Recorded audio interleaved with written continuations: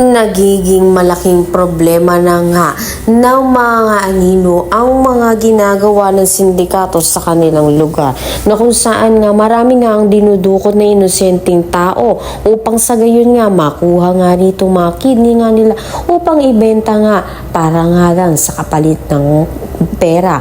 Kaya dahil dito, nalaman naman nga rin ito ni Gabo.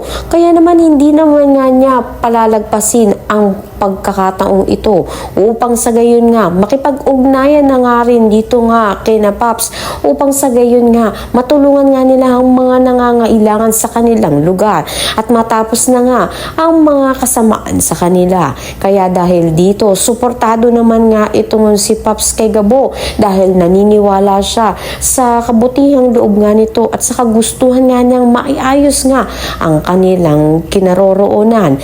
Sa kabilang banda naman nga ay hindi naasahan nito ni Samantha.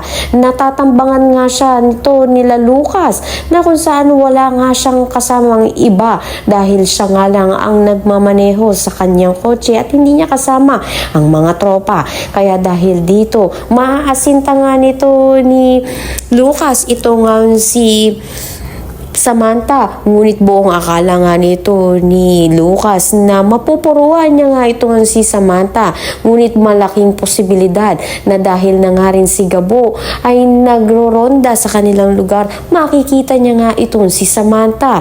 Ito na nga kayang si Gabo ang magliligtas kay Samantha sa gitna nga ng peligro. Ang lahat ng yan abangan natin. Maraming salamat sa iyong panood.